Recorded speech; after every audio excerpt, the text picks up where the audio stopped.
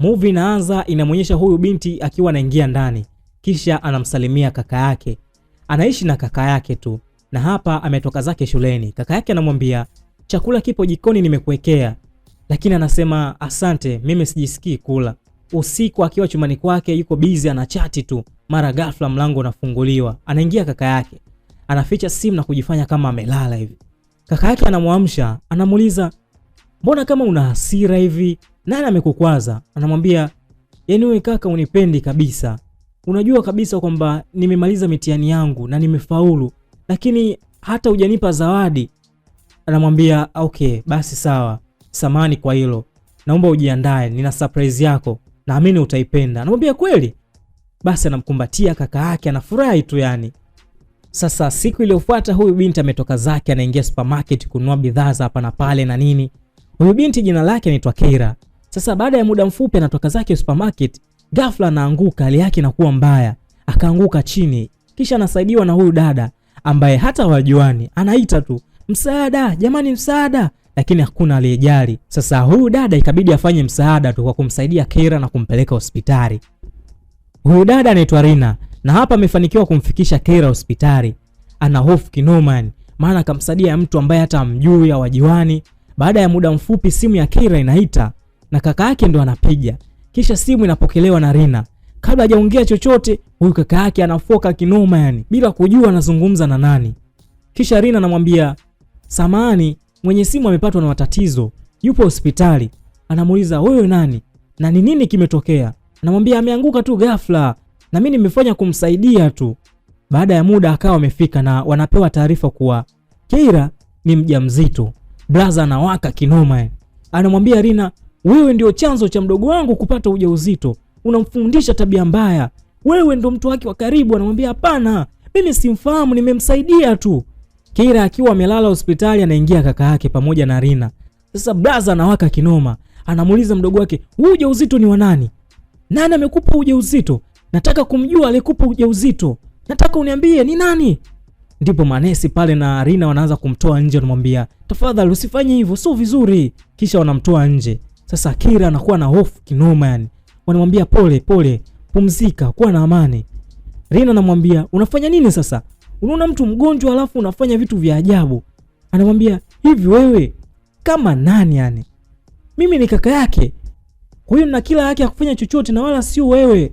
Kwanza wewe nani? Na upo hapa kwa ajili ya nani?" Anamwambia, "Mimi ni msamaria mwema tu.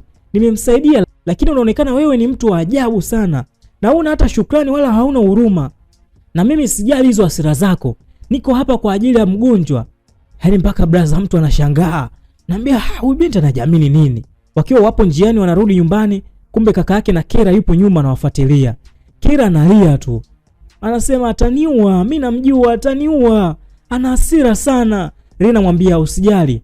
Hawezi kukufanya chochote, mimi nipo kwa ajili yako. Nyamaza, acha kulia na unielekeze njia kwenda nyumbani." Sasa wakiwa wamefika, Damian anamwambia mdogo wake, "Nenda chumbani. Nimekwambia toka, nenda chumbani kwako, nisije nikakufanya kitu kibaya." Keira anatoka mbio anaingia chumbani kwake. Huyu jamaa jina lake anaitwa Damian. Anamwambia, "Wewe umebaki hapa unafanya nini? Fanya uondoke." Rina anamwambia, "Siondoki mpaka uniahidi kwamba hautomfanya kitu kibaya. Hautomfanya kitu chochote kibaya, niahidi. Hata nikimfanya kitu kibaya ni mdogo wangu, wala sio mdogo wako wewe. Na hapa ujue ni nyumbani kwangu, kwa hiyo naweza kukufanya chochote. Mimi sijali kama ni kwako, siogopi na wala sikuogopi. Naondoka, lakini ole wako." Yani Rina anajiamini kinoma yani. Sasa Keira akiwa amejifungia chumbani kwake, huku kaka yake anamwambia, "Fungua mlango. Keira, fungua mlango." Keira anaogopa, anaishia kulia tu. Anahisi akifungua kaka yake anaweza kumdhuru. Sasa umepita muda kidogo Keira tangu amejifungia chumbani kwake. Sasa njaa imeanza kumuuma. Ikabidi atoke kwa kunyata taratibu ili kaka yake asimshtukie na kwenda jikoni kuchukua chakula. Akiwa amerudi chumbani kwake, mara ghafla anasikia vishindo vya mtu akiwa kama anatembea hivi. Anasikilizia, kumbe ni kaka yake. Anamwambia, "Ulijifungia ukahisi sitoingia, au sio? Sasa nataka uniambie, hiyo mimba ni ya nani? Unajua nahangaika kiasi gani kukufanya usome, alafu unakuja kufanya vitu vya ajabu?" Keira analia tu. Anamwambia, "Kaka nisamee, nimekosa, naomba unisamee." Huku nako Rina anampigia Keira simu, lakini simu haipokelewi. Anapatwa na wasiwasi, huenda Damian atakuwa amemdhuru. Kila akipiga simu haipokelewi. Akipiga simu haipokelewi. Anazidi kupatwa na wasiwasi. Akaona haiwezekani, lazima nifanye jambo. Ikabidi aende kwao. Anaingia tu, anakutana na Damian. Anamuuliza, umefuata nini hapa? Hivi wewe hauna kazi? Anamwambia, nimekuja kumuona mgonjwa. Nimekuja kumuona Keira. Nataka kujua anaendeleaje. Damian anamuuliza, wewe kama nani? Anamwambia, mimi ni rafiki yake tu. Nilimsaidia akiwa kwenye matatizo. Kwa hiyo nina haki ya kujua anaendeleaje. Keira akiwa chumbani kwake peke yake analia, mara anasikia mlango unagongwa. Baada ya kusikia, fungua, mimi ni Rina. Fast akafungua na kumkumbatia huku analia kinoma. Anamwambia, basi nyamaza, mimi nipo hapa kwa ajili yako. Pia fanya ukaoge ukabadilishe nguo. Unajua tangu siku ile nguo ndo hizi umevaa. Fanya uoge ubadilishe nguo. Sasa leo usiku Keira akiwa amelala, kaka yake anaingia. Anamwambia, leo mimi sijaja kwa shari. Nimekuja kwa heri tu. Nimekuja kukupa taarifa kwamba nataka tuende kwa daktari wangu. Nahitaji kukufanya uendelee kusoma na sio kukaa nyumbani tu.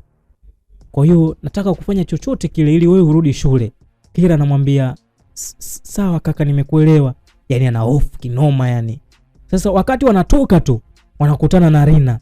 Damian anamuuliza, hivi wewe kazi huna? Wewe kazi kuingia tu kwenye majumba ya watu kila siku? Anamwambia, hapana, nimekuja ili tuongee kuhusu mdogo wako. Si unajua na hali yake tena. Anamwambia, hali ya mdogo wangu mimi haikuhusu. Anamwambia, mimi tayari nimeshajua cha kufanya. Kwa hiyo sihitaji kuongea na wewe chochote. Anamuuliza, kitu gani hicho unachotaka kufanya? Anamwambia, unataka kujua? Anampigia simu daktari mbele yake huku anaongea naye. Rina anasikia. Damian anamwambia, hello doctor.